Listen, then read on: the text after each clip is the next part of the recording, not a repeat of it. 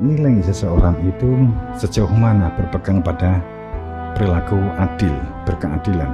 Jadi Anda sebagai diri Anda ini, jadi adil itu tidak harus saat menjadi pemimpin berpikir ngolok-ngolok ke sana sini. Adil itu dari diri sendiri, yang sering kita bahasakan menjadi mengadili diri sendiri, begitu ya.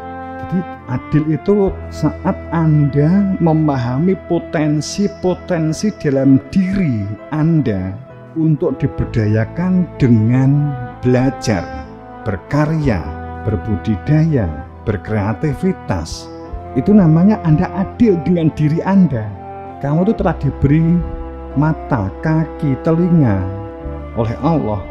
Kamu itu adil kepada diri kamu sendiri, maka memberdayakan potensi yang telah Allah anugerahkan kepada diri kita itu menjadi kamu adil.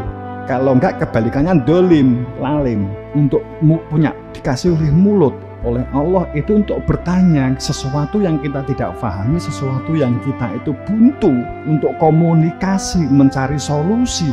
Jadi sehingga kamu akan mencari yang dapat menjawab atas sebuah pertanyaan-pertanyaan, atas sebuah permasalahan-permasalahan yang buntu yang kamu munculkan pertanyaan, kamu komunikasikan. Ini adil. Lesan kamu itu berbicara adil. Akan tetapi pada saat lesannya itu yang diungkapkan itu adalah pembulian, ngolok-ngolok, menjatuhkan orang lain, kamu menjadi orang lalim, menjadi orang yang tidak adil, tidak berkeadilan. Jadi adil. Jadi adil itu memunculkan satu perilaku belajar, berkarya. Allah tidak menciptakan segala sesuatunya, Allah tidak menjadikan segala sesuatunya, Allah tidak menjadikan sebuah peristiwa-peristiwa yang ada di dunia ini itu sia-sia. Rabbana ma khalaqta hadzal batil. Sungguh bahwa Allah tidak menjadikan segala sesuatunya itu sia-sia. Segala sesuatunya itu merupakan proses seseorang, proses berpikirnya untuk nalar dan rasional dihubungkan dengan hati sehingga disebut sebagai kesadaran. Berpikir secara rasional, nalar dihubungkan dengan hati nurani sehingga perbuatannya menjadi perbuatan sadar. Dalam ciptaan langit dan bumi, bergantinya malam dan siang, terjadinya gejolak-gejolak kehidupan.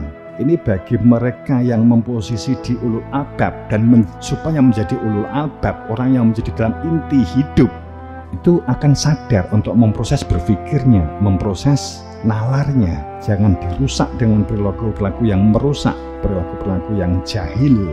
Rabbana ma khalaqta hadzal batil. Subhanaka, Maha suci Allah. Maha suci Allah itu pemberdayaan, itu mandiri kan gitu. Jadi kalimat bahwa mencari kebenaran, berada di dalam kebenaran, berpedoman kepada kebenaran, itu terus-menerus. Kebenaran itu tanda petik ya, katakanlah secara pijakan kebenaran itu karena adanya ilmu yang menjadikan hati nurani sehingga berpedoman pada zikir, berpedoman pada Tuhan, mengenal Tuhan, kemudian bergerak untuk kebenaran metode, kebenaran sistem kebenaran mekanisme ini untuk menuju kebenaran tujuan. Itu terus dipupuk dalam diri kita dengan berbuat bermanfaat dan berfaedah bagi lingkungan, bermanfaat berfaedah sebagai manusia dalam sebuah kemajuan kehidupan masyarakat sosial, menjadi pencari watabi sabila man anaba ilaya.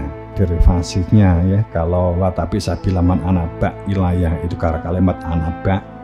Kalau dalam hakikat ilmu bahwa kemutlakan kebenaran itu harus bertemu kepada yang hak, wenang dan sah sebagai otoritas, pemegang otoritas kebenaran yang mengetahui persis menunjukkan keberadaan Tuhan.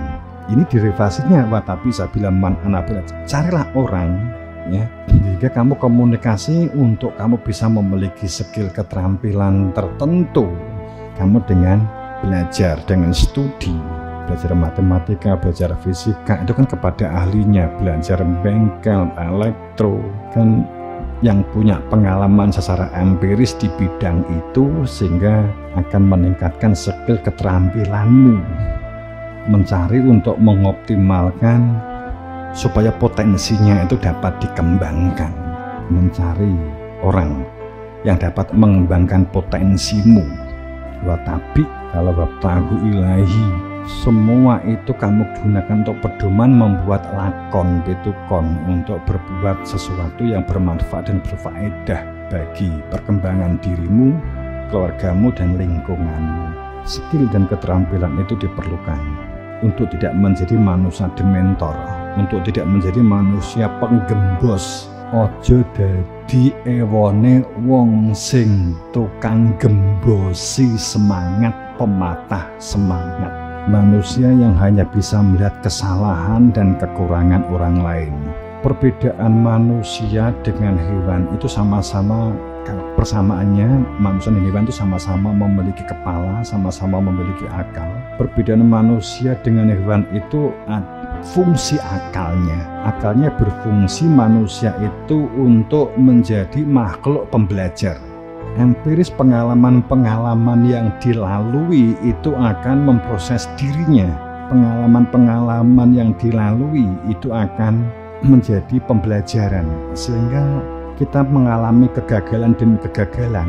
Itu sebenarnya bukan orang kegagal itu kan saat kita takut gagal, berarti kita tidak akan pernah belajar.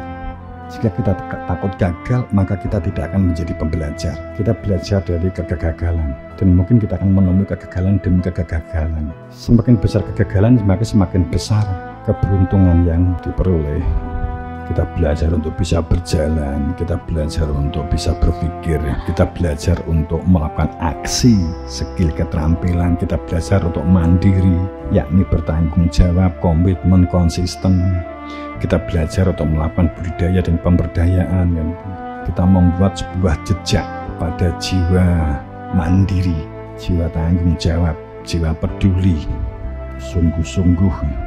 Jika ini kita tidak dipersiapkan sejak awal dan tidak kita lakukan, sehingga tidak memiliki nalar dan pikiran yang baik, kita tidak memiliki perilaku produktif, kita hanya akan menjadi orang yang hanya bisa mengkritik.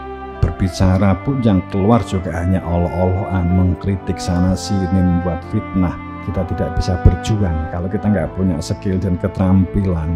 Skill keterampilan itu bukan sekedar skill keterampilan bisa membuat pendungan, kemudian membuat bata. Skill keterampilan jiwanya, skill keterampilan berpikirnya, keterampilan komunikasi. Kalau kita tidak memiliki skill-skill, maka kita akan keropos jiwa kita akan mudah membuat perilaku-perilaku yang merusak diri kita dan lingkungan kita.